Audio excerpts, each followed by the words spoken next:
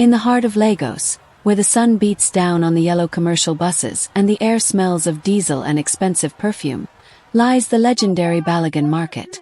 If you ever find yourself there, you will hear 1,000 voices shouting at once, but one name used to carry more weight than all the rest: Kikalomo. Kikalomo wasn't just a cloth merchant. She was the undisputed queen of the market. Ladies, feel the quality of these materials. See the weave? It's strong yet soft to the touch. Here, feel for yourself. Her shop was a palace of color, overflowing with lace so fine it looked like it was woven by spiders and silks so smooth they felt like running water. But Kikalomo's greatest treasure wasn't her bank account or her stacked shelves. It was her daughter, Teni. You are my greatest joy, my precious one. I love you, me. And I love you more than anything. You see, for 10 long years, Kikalomo's house had been silent. She had visited every doctor in the city and spent many hours on her knees. When Teni finally arrived, it was as if the sun had decided to shine only on Kikalomo's roof. She promised that her daughter would never know the struggle of the market. Teni would not sweat, she would shine. Because of the mountains of money Kikalomo made from her fine fabrics, she enrolled Teni in St. Jude's International. This wasn't just a school. It was a fortress for the children of the wealthy. The grass was greener there, the classrooms were cooler, and even the air seemed to smell like imported chocolate. Teni was the perfect student. Study hard, my miracle. Remember, you are the head and not the tail. Her white uniforms were so bright they could make you squint, and her socks never had a single speck of Lagos dust on them. Kikalomo didn't just stop at paying school fees. No. She was a woman who knew that in this world, oil makes the wheels turn faster. Every other week, she would march into the staff room with bags that made the teachers' eyes pop out. Hello, everyone. I brought gifts. Oh, thank you. This is so thoughtful. Wow, thank you so much. Kikalomo would say with a smile that was a little too bright and a little too sharp. It is just a small token. I saw this Italian handbag and thought of you. And these perfumes. They are from Paris. I just want to say thank you for looking after my Teni. The teachers would laugh and thank her, marveling at her kindness. They called her the most generous parent in the history of the school. They didn't notice the way Kikalomo's eyes stayed cold even when her lips were smiling. Because of this kindness, Teni was the star of the school. Every year during the prize-giving day, the ceremony felt more like a Teni festival.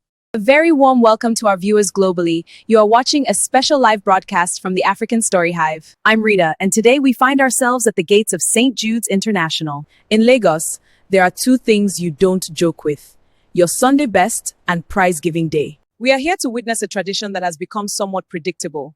For years, the podium has belonged to one student. The question on everyone's mind today isn't just about excellence, it's about whether the Teniola Kikalomo era can actually be challenged. Let's see what the atmosphere is like on the ground. Hello, what's your name and what are your expectations for today's prize-giving day? My name is Toby, and my expectation is to get a very good workout for my hands. A workout? Are you competing in sports today? No, Ma, I mean from clapping, because every time the principal says and the winner is, we already know the next word is Teni. I've been clapping for her since primary 1. I just hope there's enough jollof rice left by the time she's done collecting her 10th trophy. That's my only real goal today. Sir, we've heard rumors of a global tutoring team being flown in for your son. Are we expecting a major upset today? Rita, I have done my part. London tutors, local specialists, I've covered the map. But you see that woman Kikalomo? She doesn't just raise a child, she manufactures a genius. If my son doesn't win even the neatest uniform award today, I'll have to sit down with my accountant and rethink my investment. Thank you, Mr. Okoro. And there you have it. The stakes have never been higher. You don't want to miss a second of this. Stay tuned to the African Story Hive for our exclusive coverage of the ceremony. If you haven't joined the Hive yet, hit that subscribe button and notification bell so you're always in the loop. I'm Rita, signing out for the African Story Hive. See you inside! Distinguished parents, honored guests, and our brilliant stars of tomorrow, good morning and a very warm welcome. Welcome to the St. Jude's International Annual Prize-Giving Day. Today isn't just about the gold trophies and the certificates you see lined up on this stage. It is a celebration of the St. Jude's spirit. Best in mathematics, Teni. Best in creative arts, Teni. Most well-behaved student, Teni. Teni would walk across that stage so many times that her shoes would almost wear out. She would smile at the cameras, her arms full of plaques and golden trophies. In the audience, other parents would look at their children with the look. You know the one. The look that says, "I will deal with you when we get home." One mother leaned over and whispered to her son, Look at Teni. Does she have two heads? Or is it that your own brain is used for playing football only? Look at her! After the ceremony, a group of curious parents surrounded Kikalomo. They were desperate to know her secret. "Kikalomo, please tell us," one woman begged, holding a notebook. "Which private tutor do you use? Is he from London? Does he come to the house every day? My son is struggling with common entrance, and I am tired of shouting."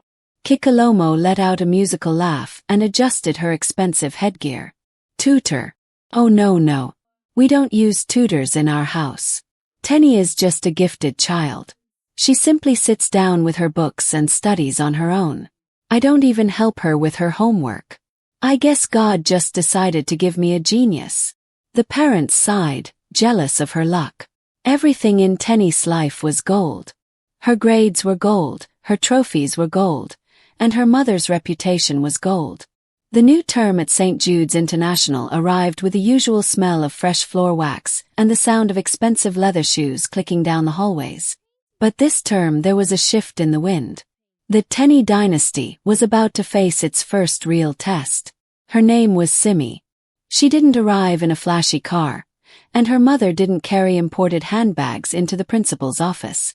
Simi was quiet, almost invisible, until the first bell rang for mathematics.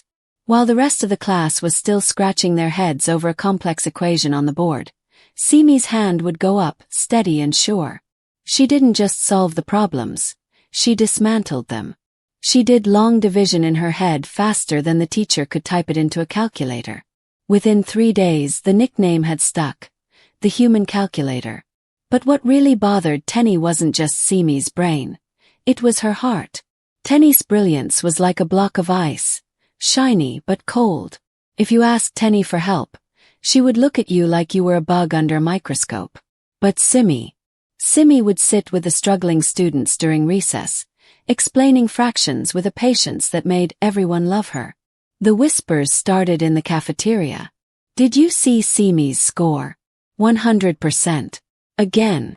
I heard the principal said she's the brightest student St. Jude's has seen in a decade. Do you think she'll beat Teni at the end of the term?" Teni heard it all. Each whisper felt like a needle pricking her skin. She knew she had to act. She had to bring Simi into the circle.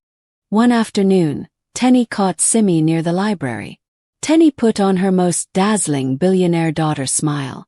"Hi, Simi. You're so clever, I've been meaning to talk to you. We should totally be friends," Teni said, her voice dripping with artificial sweetness.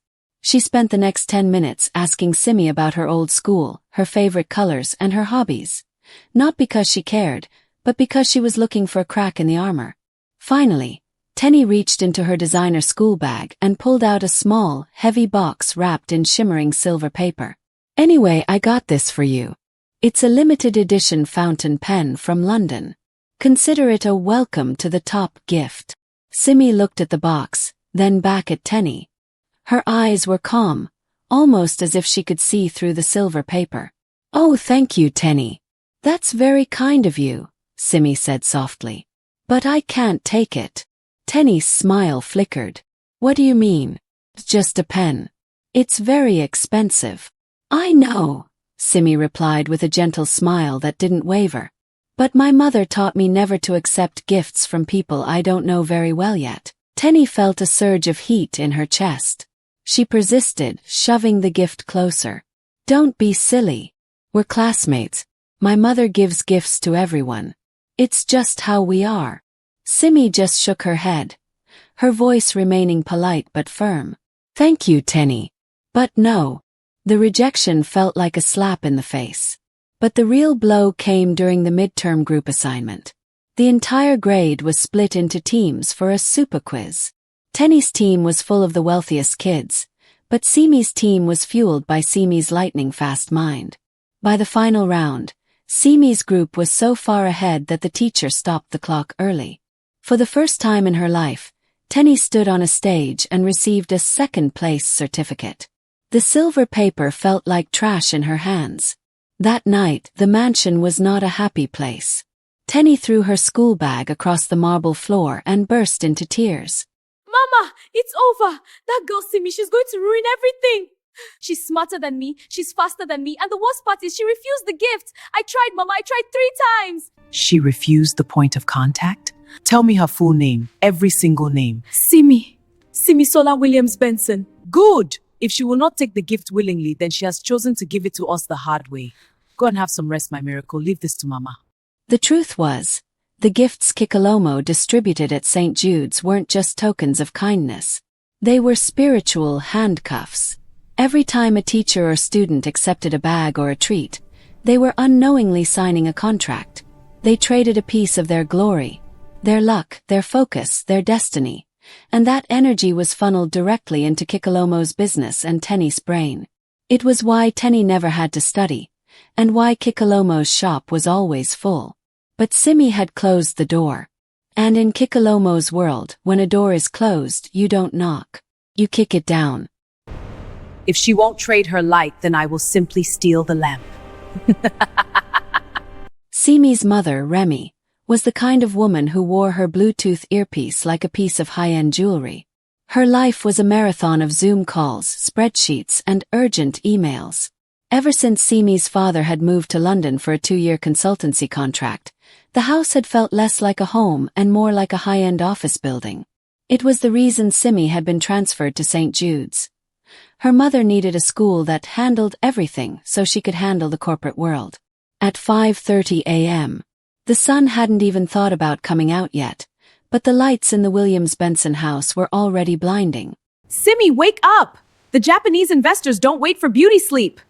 Remy sat at the dressing table, applying lipstick with her right hand while holding her phone with her left. On the screen was Simi's father, looking tired in a London winter coat.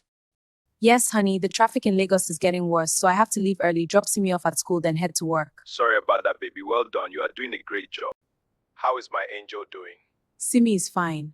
Simi, come and speak to Daddy. Hi, Dad. I really miss you. My team won the competition. Everyone now calls me the human calculator. Awesome, then I will call you Human Calculating Angel. Well done, my angel. I am really proud of you. I have to go now. I love you, dear.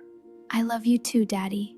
The silence rushed back in, her heart longing for a real conversation. On the drive to school, the distance between mother and daughter felt wider than the Atlantic Ocean. Remy was barking orders into her car's hands-free system about quarterly projections and logistics bottlenecks. Simi didn't even try to talk. She just plugged in her noise-canceling earbuds, staring out the window at the flickering streetlights. When they arrived at the school gates, Remy didn't even turn off the engine. She gave Simi a quick, distracted hug that smelled like expensive perfume and stress. Have a great day, my human calculator. Remember, excellence is the only option. Then, with a screech of tires, she was gone. Simi walked into the school alone. That night, the atmosphere at home shifted. While the rest of Lagos was sleeping, Kikalomo was awake. She stood in the center of her secret room, the air thick with the smell of burning herbs that smelled like old copper. She closed her eyes and began to hum a low, vibrating note. Slowly, her shadow began to detach itself from her feet, stretching and growing until it slid out the window like a dark ribbon. The shadow traveled through the streets of Lagos, silent as a whisper, until it reached the Williams Benson residence. It slid into the house. Kikalomo's voice echoed in the room, though her body was miles away. Look at them, she hissed, her spectral eyes scanning the house. All this money, all this fine furniture. But not a single prayer on the doorpost. No covering. No spiritual fence. Just a house full of glass and silence. How easy. She leaned over Simi's sleeping form. She began to whisper ancient, heavy words. With every word, a gray mist seemed to pour from her mouth, settling over Simi's forehead like a thick, dirty blanket. The mind that remembers shall now forget. The hand that is fast shall now be heavy. Your light is no longer yours. It belongs to my Teni. The next morning, the human calculator was broken. Started in history class. Simi felt a heaviness in her eyelids that felt like they were made of lead. Mid-sentence, while the teacher was talking about the Benin Empire, Simi's head hit the desk with a loud thud. The class went silent. Then a rhythmic, rumbling sound filled the room. Simi was snoring loudly. "Simi?" the teacher asked, confused. The students erupted in laughter. Teni sat in the front row, not laughing, just smiling a small, cold smile. When Simi finally jerked awake, her face was red with shame. Sorry, ma'am. I don't know what happened. But it got worse. In mathematics, the teacher called her to the board. "Simi, show us the shortcut for this quadratic equation." Simi stood up, but her legs felt like they were made of jelly. She picked up the marker, but as soon as her skin touched the plastic, she let out a muffled scream. To her, the marker felt like a rod of white-hot iron.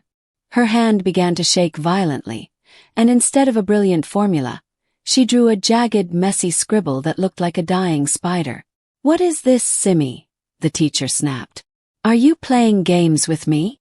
It burns," Simi whispered, tears stinging her eyes. "Don't be ridiculous. Sit down." As the days passed, Simi became a shadow of herself. She failed her first test, her paper coming back covered in red ink. At night, the torture continued. Every time she closed her eyes, she was back in that dark, gray room. A woman with no face would hold her down and force-feed her a bowl of thick, tasteless gray ash. "Eat," the woman would whisper. "Eat your future. Drink your memory." Simi would wake up screaming, her muscles aching as if she had run a marathon. Her stomach cramping with hunger even though she had just eaten in her dream. One evening, she tried to talk to her mother. Remy was hunched over her laptop, her face illuminated by the blue light of the screen. "Mom, I think I'm sick. Can't think. My hands hurt and I'm having these dreams." Remy didn't even look up. Her fingers kept flying across the keyboard. "Simi, everyone gets stressed. You probably just stayed up too late on your phone. Just focus, okay?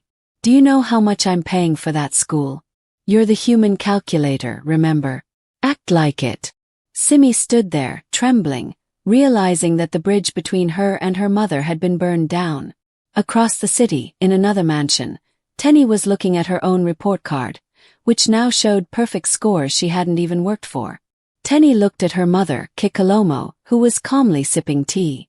"She looks so tired, Mama," Teni whispered, a small flicker of guilt in her heart. Kikalomo just smiled. "That's because she's carrying your weight now, my miracle. Let her be tired. You just keep winning." The prestige of St. Jude's International was built on results, and Simi's sudden downward spiral was beginning to stain that reputation. It wasn't long before the inevitable happened. Remy was in the middle of a high-stakes board meeting when her phone buzzed with a call she couldn't ignore. The principal's office. The meeting at the school was cold and professional. The principal sat behind a mahogany desk, looking at Simi's recent test papers as if they were evidence in a crime scene. "Mrs. Williams Benson," the principal began, sliding a paper across the desk. It was Simi's latest math quiz. The girl who used to score 100% had left the page blank, save for a few jagged, shaky lines. "This is not just a dip in grades. Simi is sleeping in every class. She is disruptive. The other parents are starting to complain about her outbursts. We have a reputation to uphold. If she doesn't fix this attitude, we may have to ask you to find a school that can better manage her laziness." Remy felt the heat of embarrassment rise to her neck. She looked at Simi, who was slumped in the chair beside her, eyes dull and dark circles under them. To Remy it looked like rebellion. It looked like her daughter was trying to embarrass her. The drive home was a storm of shouting. "Do you know how hard I work? Do you know the sacrifices your father is making in London? And you sit there, sleeping in class like a person who has no future. From today, no iPad, no phone, no television. You will sit with your books until you remember how to be the human calculator again." Simi didn't argue. She didn't have the strength. She felt like a battery that had been drained to 1%. Over the next few days, Simi truly began to fade. The girl who was once vibrant was now a ghost walking the halls of their mansion.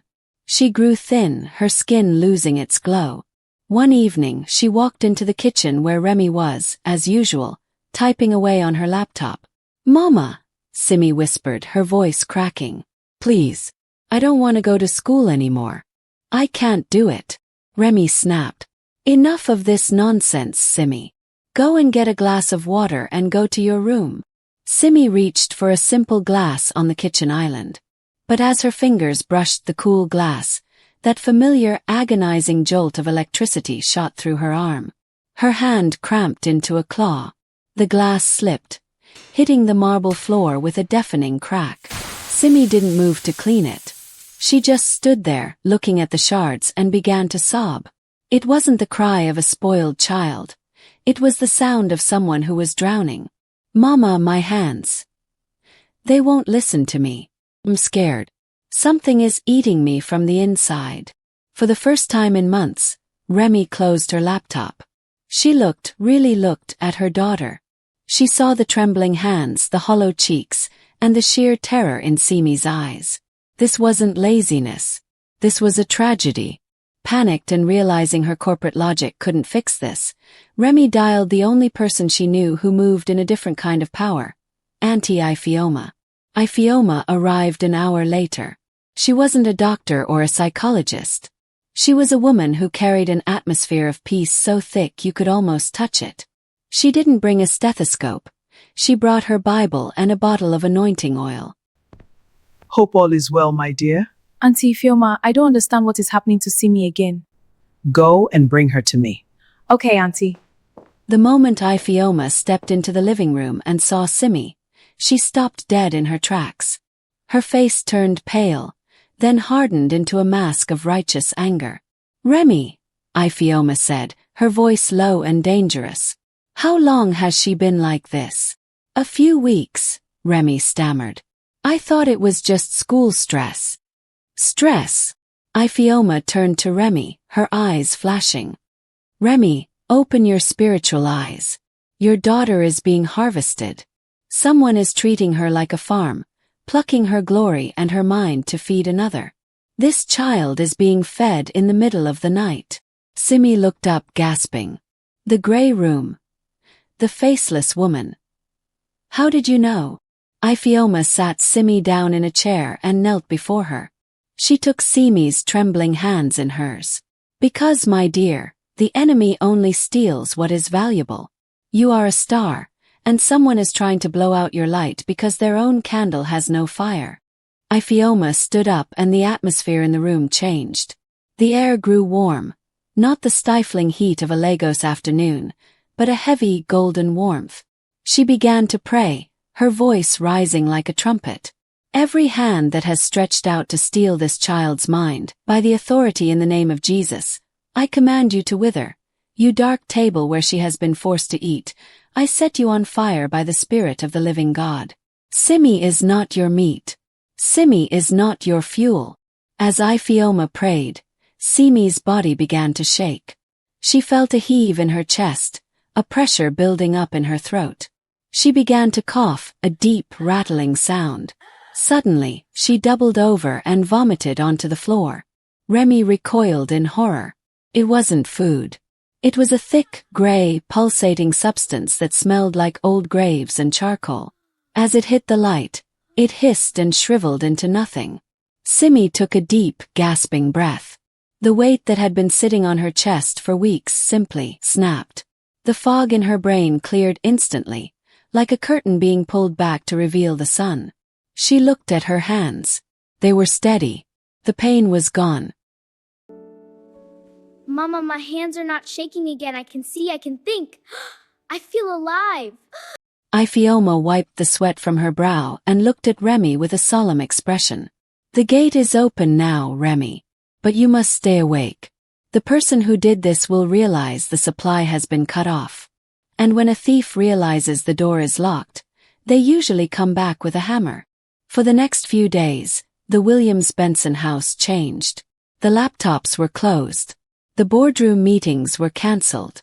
Remy, for the first time in years, sat on the edge of her daughter's bed, not with a phone in her hand, but with a Bible. Alongside Auntie Ifioma, they turned the house into a fortress of light. As the prayers rose, Simi felt her strength returning.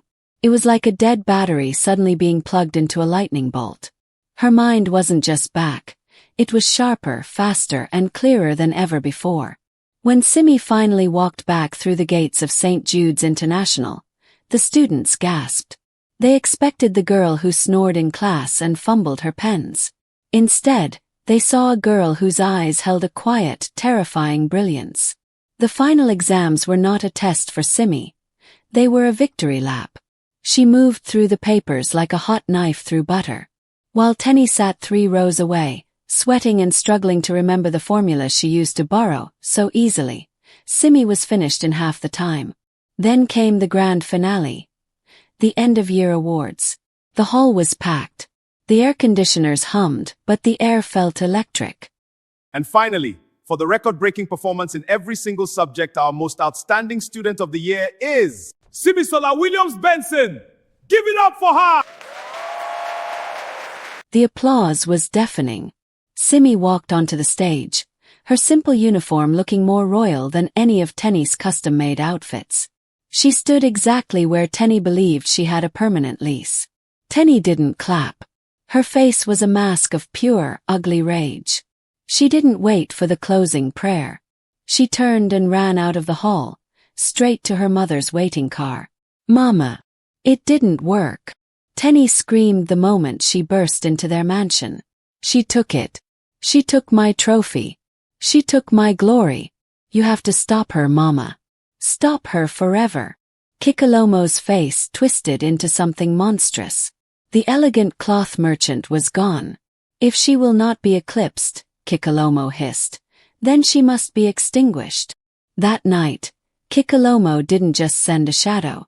She went into her inner room. She lit 7 black candles and began to chant a name that made the walls of the mansion bleed cold moisture.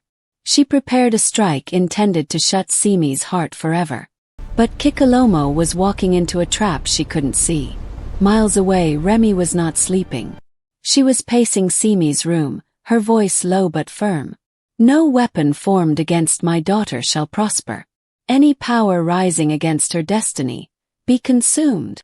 As Kikalomo released her dark energy, it traveled like a black spear through the Lagos night. But the moment it touched the perimeter of Simi's room, it didn't hit a sleeping girl. It hit a wall of blinding, celestial fire. The recoil was instantaneous. In her secret room, Kikalomo was lifted off her feet and slammed against the wall. A scream tore from her throat, a sound so high it shattered the glass windows of her mansion. "Mama!" Teni rushed in, smelling something horrific.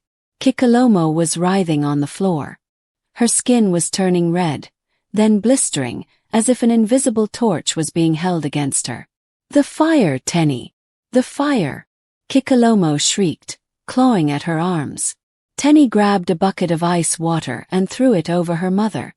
The water hit Kikalomo's skin and hissed, turning into steam instantly.